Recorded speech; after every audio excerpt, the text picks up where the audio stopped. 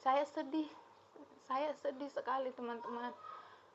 Saya harus mulai dari saya kecil sampai saya sudah SMA gitu, sampai saya sudah besar, saya nggak pernah jauh dari orang tua saya. Kemudian tiba-tiba saya kayak merasa kehilangan gitu ya teman-teman.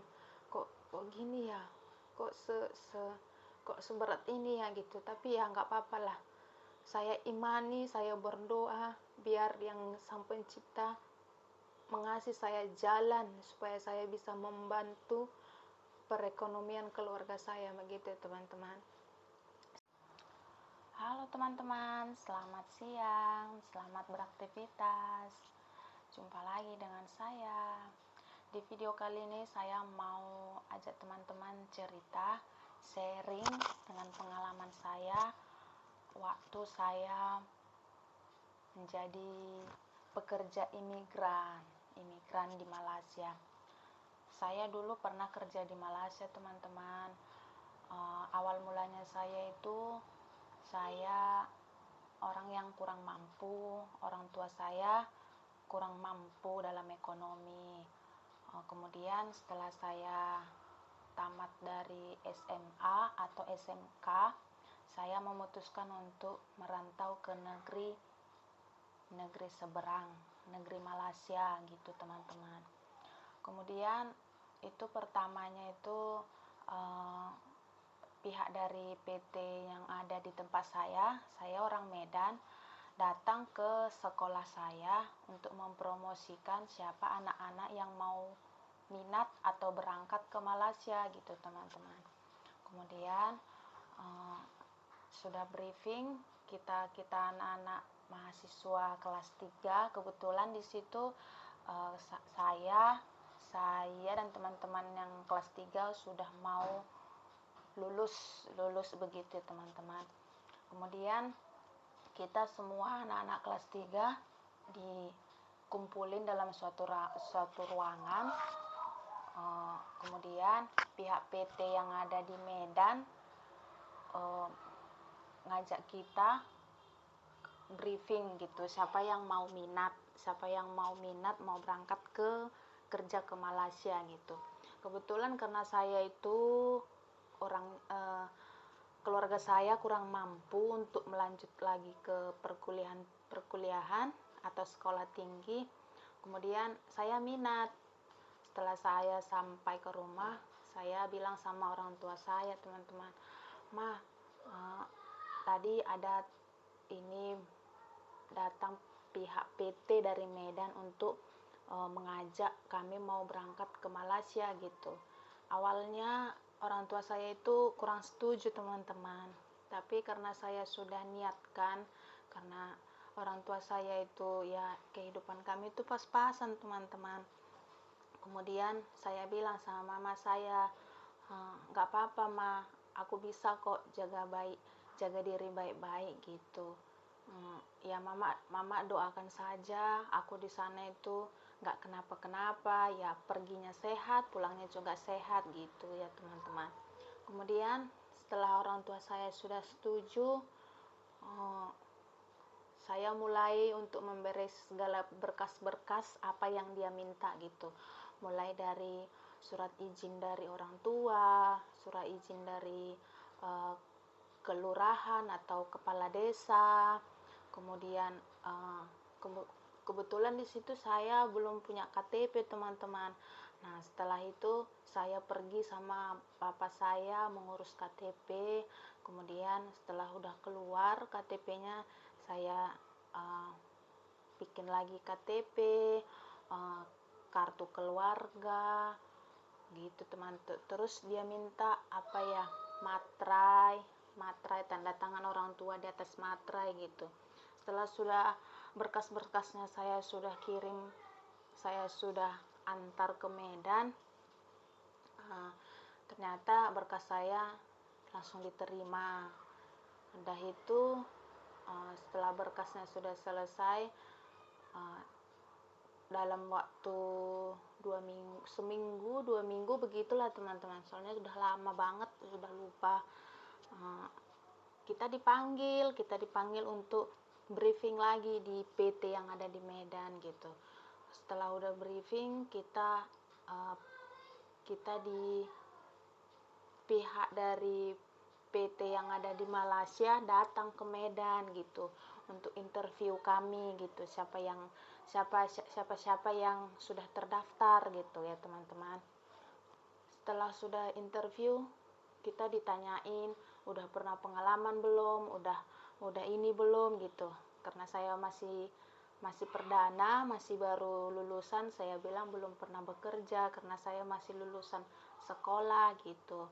Kemudian setelah udah lulus dari interviewnya, terus pihak PT yang ada di Malaysia, dia tanya, apa kamu siap gaji dengan segini? Saya bilang siap, saya lagi membutuhkan untuk bekerja, begitu ya teman-teman. Setelah udah interviewnya selesai, jelang dalam 2 minggu kemudian, kami dipanggil lagi teman-teman untuk PAP. PAP itu langsung dari pihak imigrasi yang ada di Indonesia gitu, untuk mengurus paspor, biaya cukai gitu ya teman-teman. Setelah sudah selesai PAP-nya satu hari dengan berpakaian hitam putih, pakai sepatu tertutup gitu ya teman-teman. Dalam satu hari itu kami itu PAP, dikasih solusi, dikasih trip, dikasih saran, dikasih ya cerita-cerita gitu ya dalam PAP itu gitu teman-teman. Setelah sudah selesai PAP, kita disuruh menunggu panggilan visa. Setelah sudah visa kami keluar dari imigrasi yang ada di Malaysia, kami dipanggil lagi ke Medan, bahwasannya 2 hari lagi berangkat gitu ya teman-teman. Setelah sudah visa kami itu turun, sudah ada panggilan visa untuk berangkat kerja ke Malaysia. Kebetulan kerja di sana itu yang saya alami itu ya kerja pabrik. Kalau di bahasanya di sana itu kilang gitu, karena kami itu kilangnya kilang elektronik, untuk membuat bagian-bagian elektronik gitulah teman-teman. Setelah sudah visanya keluar, kami dipanggil untuk berangkat teman-teman. Kemudian saya bilang sama orang tua saya, "Ma, Pa, visa kami sudah keluar, kami udah mau berangkat 2 hari lagi gitu ya," kata teman-teman. Saya sedih sekali teman-teman. Saya harus mulai dari saya kecil sampai saya sudah SMA gitu, sampai saya sudah besar, saya nggak pernah jauh dari orang tua saya. Kemudian tiba-tiba saya kayak merasa kehilangan gitu ya teman-teman. Kok gini ya, kok seberat ini ya gitu. Tapi ya nggak apa-apa lah, saya imani, saya berdoa biar yang Sang Pencipta mengasih saya jalan supaya saya bisa membantu perekonomian keluarga saya, begitu ya teman-teman. Setelah sudah saya bilang sama orang tua saya mengasih nasihat banyak banget, nasihat orang tua saya teman-teman, karena saya itu anak perempuan. Lagian saya itu mulai dari kecil saya nggak pernah jauh dari orang tua saya gitu, selalu dilihat, selalu diperhatikan dalam 24 jam gitu ya teman-teman. Setelah saya sudah berangkat, saya sedih sekali ya teman-teman. Dalam hati saya itu berbicara, ya mudah-mudahanlah saya bisa mengangkat derajat orang tua saya, begitu ya teman-teman. Ya apa boleh buat, karena situasi ekonomi saat itu benar-benar terpuruk sekali. Adik-adik saya itu masih kecil-kecil, lagi butuh biaya yang sangat tinggi, begitu ya teman-teman. Setelah saya sudah sampai, kami ada 50 orang teman-teman, 50 orang. Setelah kami sudah sampai di sana, pihak PT yang ada di Malaysia itu menjemput kami dari bandara, karena kami kan belum mengerti gitu ya teman-teman. kami diurus di bandara, kami dijemput, kami diantar di dalam satu asrama. Kebetulan PT yang ada di sana itu menyediakan asrama bagi untuk karyawan gitu teman-teman. Setelah kami sudah sampai di sana, kami dikasih makan bagus, kami dikasih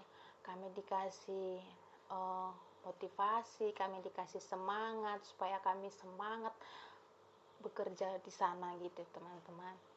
Setelah sehari sudah sampai, pasti dong kita kabarin sama orang tua yang ada di kampung gitu, bahwasanya kami sudah sampai, mama kami sudah sampai di sana gitu teman-teman. Setelah itu saya besoknya kita sudah mulai bekerja. Kami memang betul-betul dikerjakan atau memang benar-benar ditempatkan di tempat yang kami yang layak lah gitu, bukan kayak cerita-cerita yang enggak, yang cerita-cerita yang lain lah gitu ya teman-teman. Setelah kami sudah, besok paginya kami tuh bangun jam 4, ada yang bangun jam 3, ada yang memasak gitu ya teman-teman.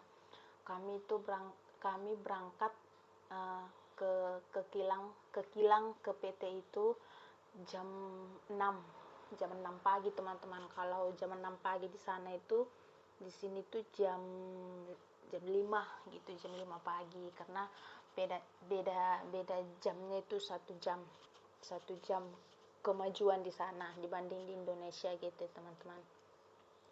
Setelah kami sudah sampai di PT itu, kami diinterogasi dong ya, kami ditanyain nama, kami diisi formulir baru lagi gitu teman-teman. Kami dikasih seragam, kami dikasih amtek nama gitu teman-teman. Setelah udah sehari, kami disuruh masuk ke dalam lapangan kayak mana caranya, kayak mana ini, ibaratnya kayak bahasanya apa ya, training gitu ya, training berlatih dalam 3 bulan kami sudah training. Ternyata saya bisa nangkap, saya bisa mengerti apa yang senior ajarkan gitu, gimana cara-cara kerjanya, gimana memasang ini. Nah ternyata itu senior sudah yang sudah beberapa tahun kerja di sana itu, di tempat saya yang ditempatkan untuk bekerja itu, ada yang gimana ya, kalau sudah senior sudah mengerti semuanya gitu ya teman-teman. Tapi saya ya ini itu kata yang senior, saya ngangguk saja iya gitu ya kan teman-teman. Setelah itu saya perlahan-lahan belajar ya, walaupun ya banyak yang nggak suka, banyak yang sok gimana ya, sok hebat gitu ya kan, tapi saya yang ngangguk saja. Tapi saya berbicara dalam hati, bukan kalian yang saya lihat datang kemari, tapi saya mau mencari nafkah, saya mau membantu keluarga saya begitu ya teman-teman. Kemudian setelah saya sudah jalani hari demi hari, ternyata saya bisa mampu mengerjakan apa yang atasan berikan untuk saya begitu teman-teman. Setelah itu saya sudah sebulan kan bekerja, gajian dong. Pasti gajian dong. Saat itu gajinya 1000 berapa ya, basicnya 1100. Kalau kira Indonesia itu 3 jutaan lah gitu ya kan, 3 jutaan. Tapi kita udah dibiayain sama transport, sudah dikasih tempat tinggal gitu. Kita cuman memikirkan untuk makan saja gitu, untuk makan sehari-hari saja gitu. Setelah sudah gajian, setiap tanggal 15 itu kita dikasih pinjaman dari perusahaan 200 ringgit, sekitar 600.000 rupiah di Indonesia gitu teman-teman. Setelah kita sudah dapat gajian, saya dulu dapat gaji itu 1.000, karena saya itu dikasih lembur, teman-teman. Satu hari lembur itu kira 300.000, 400.000 gitu, teman-teman. Kebetulan saya di situ tuh awal mulanya saya langsung dikasih lembur gitu. Lembur lumayan lah ya kan, lembur. Saya itu mendapat gaji sekitar 1.600 ringgit. 1.600 ringgit kira kurang dari 5 juta lah gitu. Karena saya menerima pinjaman tanggal 15 kemarin lalu, dipotong dong 1.600 dikurang 200 jadinya 1.400. Ya mudah-mudahan lah gitu ya kan, ya syukurlah. 1.400 itu kira berapa ya, hampir 4 jutaan lah, teman-teman. 4 jutaan. Nah, saya itu bagi-bagi 1.400 ringgit itu saya bagi-bagi, teman-teman. Untuk makan saya sekian, untuk tabungan saya sekian, dan untuk orang tua saya sekian gitu ya. Syukurlah bisa cukup, dengan umur segini bisa membantu orang tua sedikit gitu ya, teman-teman. Saya benar-benar bersyukur sekali di situ, teman-teman. Nah, setelah itu ternyata dalam 3 bulan itu saya diuji dengan kawan-kawan kerja saya gitu. Seakan saya itu apa ya, kayak biasalah ya kan, kalau senior pandai cari muka sama atasan gitu, gimana gini gitu. Jadi seakan-akan orang yang baru itu ya tetap salah gitu. Padahal sebenarnya kita kerjakan yang betul sesuai dengan perintah sama atasan gitu ya, teman-teman. Tapi saya hiraukan semuanya itu, tapi saya percaya dan saya berbicara dalam hati, kalau saya datang kemari itu bukan untuk melihat orang ataupun bukan untuk mencari musuh, tapi saya kesini, saya jauh-jauh datang kemari mau bekerja, mau membantu orang tua saya, mau membantu kehidupan saya, mau mengangkat derajat hidup orang tua saya, begitu ya, teman-teman. Setelah sudah hari demi hari berlalu, ternyata sampai 1 tahun kan, 1 tahun. Saat itu paspor kami itu yang pegang perusahaan, teman-teman. Jadi kalau misalnya kita itu liburan ataupun mau pulang kampung, nggak bisa segampang itu karena paspor kami itu dipegang sama pihak perusahaan gitu ya, teman-teman. Kebetulan saya itu bekerja di kilang Plexus Seaside tahun 2012. Saya itu bekerja di sana dulu sistem kontrak ya, teman-teman, bukan yang company gitu. Karena kalau company sama yang kontrak itu berbeda, teman-teman. Kalau yang kontrak itu dia pakai agent. Jadi kalau misalnya kita gajian itu 10% dari gaji kita itu sama agent gitu. Tapi kalau kita yang company itu, kalau misalnya kita gajian udah tiba gajian, ya gaji kita seberapa ya sama kita gitu. Itu perbedaannya, teman-teman, antara company sama yang kontrak gitu ya, teman-teman. Setelah saya setahun berlalu, ternyata saya bisa kuat begitu ya, teman-teman. Karena saya itu bekerja di sana itu berdiri 12 jam. Dia ada 2 shift, teman-teman, pagi sama malam. Pagi dari jam 7 sampai jam 7. Kalau masuk malam, jam 7 sore sampai jam 7 pagi besoknya gitu, teman. Jadi kalau misalnya paling sedihnya ya, kalau ujung tahun tanggal 31 Desember ke tanggal 1 tahun barunya, kalau kerja malam ya paling sedih gitu. Di saat teman-teman lagi malam tahun baruan di luar gitu itu kerja gitu, tapi ya nggak apa-apa lah ya, namanya juga mencari sesuap nasi gitu ya, teman-teman.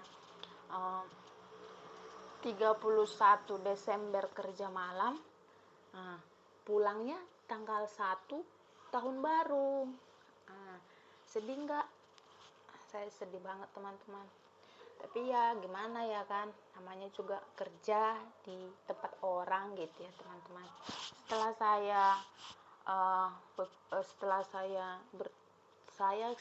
di sana itu kerja sampai 3 tahun teman-teman. Ternyata saya kuat menjalani hari-hari saya selama 3 tahun lamanya teman-teman.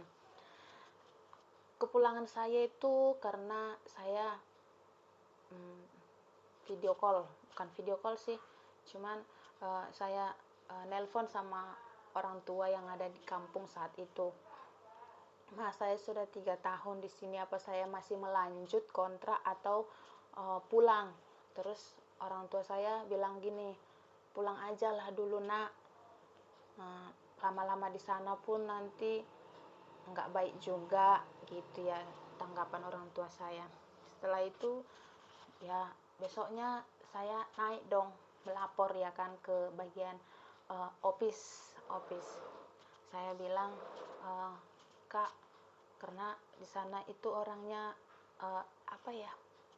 kalau kita itu misalnya ada sesuatu masalah atau apa gitu, kita itu wajib melapor sama HRD-nya gitu atau SR-nya gitu ya kan. Saya bilang, Kak, saya tidak lanjut kontrak lagi, saya mau pulang aja, saya bilang begitu. Nah terus bagian baik pihak PT-nya bilang ya udah nggak apa-apa, pulang aja, dia bilang gitu. Dan akhirnya seminggunya kita dikasih istirahat di rumah teman-teman, istirahat di rumah. Kemudian pihak perusahaannya ngurus untuk kepulangan kita. Begitu teman-teman, kalau kita itu kerjanya lewat Depnaker, kita akan diurus keberangkatan dan kepulangannya bagus-bagus gitu ya teman-teman. Tapi kalau misalnya kita jalurnya jalur yang belakang gitu, ya kita nggak diurus, ya kita urus sendiri gitu. Tapi ya konsekuensinya ya banyak, risikonya banyak. Risikonya apa? Ya kalau misalnya kita ditangkap atau misalnya kita ada razia, ya kita ditangkap masuk sel gitu teman-teman. Tapi karena saya itu ya berangkatnya dari Depnaker, kita ada surat izin dari pemerintah Indonesia gitu ya teman-teman. Jadi kita itu diurusnya itu ya bagus-bagus, berangkatnya bagus, pulangnya juga bagus gitu ya teman-teman. Ya setelah udah pihak PT-nya mengurus kepulangan saya, ya saya istirahat di rumah dalam seminggu gitu. Saya memberesi segala barang-barang saya, bagian-bagian apa saya gitu ya, yang berhubungan dengan untuk kepulangan saya gitu teman-teman. Setelah itu setelah udah tiba untuk pulangnya kami diantar gitu, karena kebetulan yang pulang bukan cuma saya saja, ada beberapa orang teman-teman saya gitu teman-teman. Kita diantar sama agent ke bandara gitu. Kita diantar ke bandara sama pihak perusahaannya juga, ada 1-2 orang ikut ngantar kita ke bandara gitu. Mereka ucapkan terima kasih ya kalau misalnya kalian pengen lagi datang kemari mau kerja, ya datang aja, kita buka pintu lebar-lebar, katanya mereka begitu teman-teman. Kemudian ya udah, ya saat perpisahan di bandara itu memang sedih teman-teman, sedih gitu, karena nggak semua orang bisa gitu, nggak semua orang mampu kayak kami gitu ya kan, menjadi pejuang keluarga, menjadi pejuang kehidupan gitu. Karena saat teman-teman sebaya kami itu lagi menikmati masa-masa indahnya gitu teman-teman, dimana lanjut sekolah, dimana mau jalan-jalan, dimana ini. Tapi kami nggak bisa kayak orang-orang lain teman-teman. Setelah itu kita diantar ke bandara, sampai kami masuk itu ke dalam pesawat juga. Ya udah, sampai di situ saja gitu teman-teman. ternyata ternyata 3 tahun 3 tahun lamanya bisa bekerja di di di luar negeri, jauh dari orang tua, jauh dari bimbingan orang tua gitu ya teman-teman. Setelah itu ya saat itu sedih sih, saat itu sedih. Tapi ya gimana ya, namanya juga hidup, harus disyukuri. Ada pertemuan, ada perpisahan gitu ya kan. Kemudian ya udah, saya setelah sampai di bandara yang ada di Medan, sampai di Bandara Kuala Namu, karena Bandara Medan itu namanya Bandara Kuala Namu teman-teman.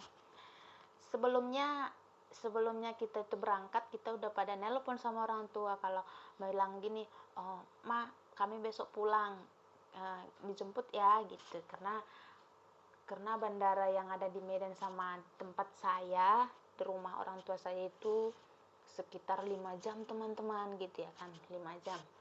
Setelah kami sudah sampai di Bandara Medan di Kuala Namu, orang tua kami datang dong untuk menjemput kami gitu ya kan. Orang tua kami datang, kebetulan kemarin itu mama saya datang, bapak saya datang, adik-adik saya juga ada gitu ya kan, menjemput saya gitu. Ya udah, sambil di perjalanan kita itu cerita-cerita, kayak mana pengalaman, kayak mana perjalanannya dari datang dalam pesawat gitu teman-teman. Ya udah, sampai di situ saja. Setelah sudah sampai di rumah, ya saya disuruh itu istirahat, saya disuruh kemas-kemas barang, saya disuruh makan gitu teman-teman. Pokoknya pengalaman yang saya rasakan, yang saya alami selama menjadi pekerja imigran itu ada sakit, ada manis, ada pahit, ada nano-nano lah, tahu nano-nano, semua rasa ada gitu. Tapi ya nggak apa-apa, kita jalani, kita syukuri, kita nikmati prosesnya gitu. Kalaupun misalnya kita itu selama kerja di sana pandai dalam mengelola keuangan, ada yang mau melanjut lagi sekolah, ada yang mau membuka usaha di kampung, ada yang mau membuat rumah orang tua, begitu teman-teman. Pokoknya pandai-pandailah dalam mengelola keuangannya masing-masing gitu. Karena kehidupan kami benar-benar orangnya itu nggak punya ya, jadi saya itu terfokusnya hanya untuk menyimpan, menabung, dan untuk membantu adik-adik saya yang masih sekolah gitu teman-teman. Yang mau kerja atau yang minat kerja di Malaysia, atau yang baru sampai kerja di Malaysia, anak-anak teman-teman atau teman-teman sendiri, pandai-pandailah dalam bergaul, pandai-pandailah dalam bekerja, berhati-hati bekerja, tetaplah berdoa sesuai agama masing-masing ya teman-teman. Karena di sana itu pergaulannya sangat bebas. Karena di sana kan kita jauh dari perhatian dari orang tua, perhatian dari keluarga. Jadi kalau yang saya alami itu ya, saya orangnya ya polos aja sih, nggak yang terlalu yang suka yang bergaul dengan yang teman-teman yang terlalu glamor lah gitu. Saya itu orangnya ya biasa-biasa aja teman-teman. Tiba waktunya kerja, saya kerja, tiba pulang, saya istirahat, tiba kalau misalnya gajian, saya itu ya ke mall lah ya, ke mall, ececeknya belanja-belanja lah gitu sama teman-teman yang lain gitu. Saya kerja, saya fokus kerja, saya fokus menyimpan, saya fokus menabung gitu. Gimana Kalau misalnya saya nelpon sama orang tua, kalau saya bilang, "Ma, nanti cek ya, saya sudah transfer," pasti mama saya senang gitu. Memang orang tua nggak minta, tapi ya mereka senang gitu, senang, terharu gitu ya kan teman-teman. Ya, suatu suatu kebahagiaan sendirilah, kebahagiaan tersendiri teman-teman. Ternyata di umur segini bisa bisa membantu, bisa mencari uang sendiri gitu ya teman-teman. Saat itu waktu saya kecil kan, waktu kita kecil kan kita nggak merasakan gimana rasanya sakit cari duit, gimana rasanya susah, pontang-panting gitu. Tapi setelah sudah alami semuanya, ternyata cari duit itu tidak segampang yang saya pikirkan, ternyata begitu. Nah, begitu teman-teman. Kalau yang mau kerja atau mau berangkat, ya saran saya ya, karena saya sudah pengalaman, pandai-pandailah.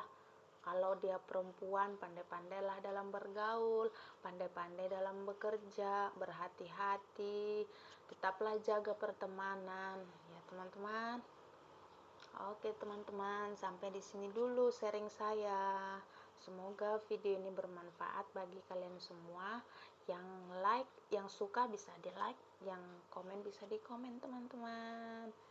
Bye bye. Sampai jumpa di next video selanjutnya. Terima kasih.